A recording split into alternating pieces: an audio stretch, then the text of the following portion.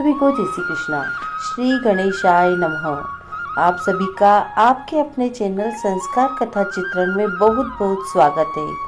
आज के इस वीडियो में पुरुषोत्तम मास में कृष्ण पक्ष में आने वाली परमा एकादशी का वाचन करेंगे। और हाँ, यदि मेरे द्वारा व्रत कथा का वाचन आपको पसंद आ रहा है तो कृपया आपके अपने चैनल को सब्सक्राइब जरूर कीजिए और वीडियोस पसंद आने पर लाइक कीजिए, शेयर कीजिए और कमेंट जरूर कीजिए। तो आइए पुरुषोत्तमी परमा एकादशी व्रत कथा। अधिक मास कृष्ण एकादशी। धर्मराज युधिष्ठिर बोले, हे जनार्दन, अधिक मास के कृष्ण पक्ष की एकादशी का क्या नाम है तथा उसकी क्या विधि है? कृपा करके आप मुझे बताइए।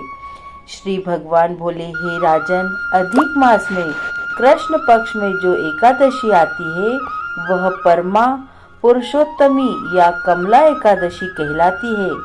वैसे तो प्रत्येक वर्ष 24 एकादशियां होती है। जब अधिक मास या मल मास आता है तब इसकी संख्या बढ़कर 26 हो जाती है।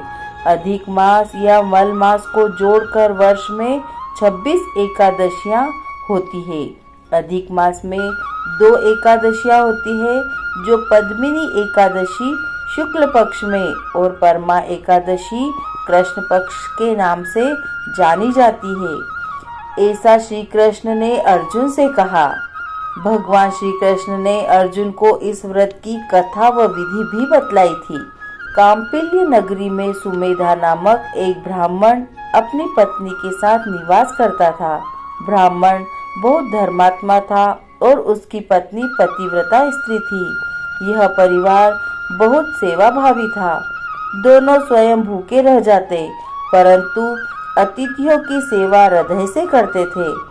धनाभाव के कारण एक दिन ब्राह्मण ने अपनी पत्नी से कहा, धनोपार्जन के लिए मुझे परदेश जाना चाहिए, क्योंकि इतने कम धनोपार्जन से परिवार चलाना अति कठिन काम है।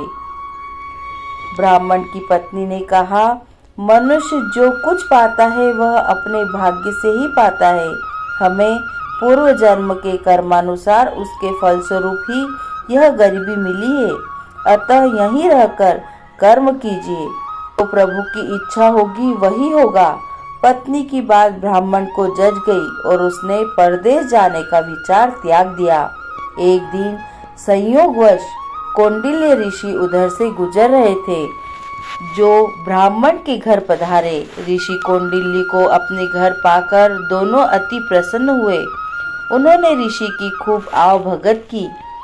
उनका सेवा भाव देखकर ऋषि काफी खुश हुए और पति पत्नी द्वारा गरीबी दूर करने का प्रश्न पूछने पर ऋषि ने उन्हें मल मास के कृष्ण पक्ष में आने वाली पुरुषोत्तमी परमा एकादशी करने की प्रेरणा दी।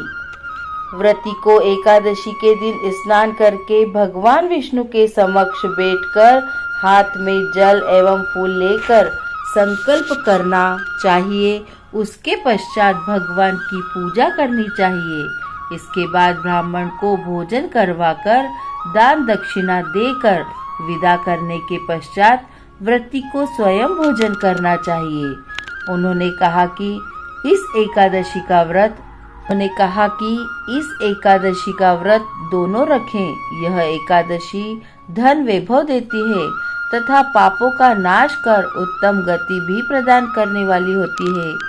धनाधिपति कुबेर ने भी इस एकादशी व्रत का पालन किया था, जिससे प्रसन्न होकर भगवान भोलेनाथ ने उन्हें धनाध्यक्ष का पद प्रदान किया।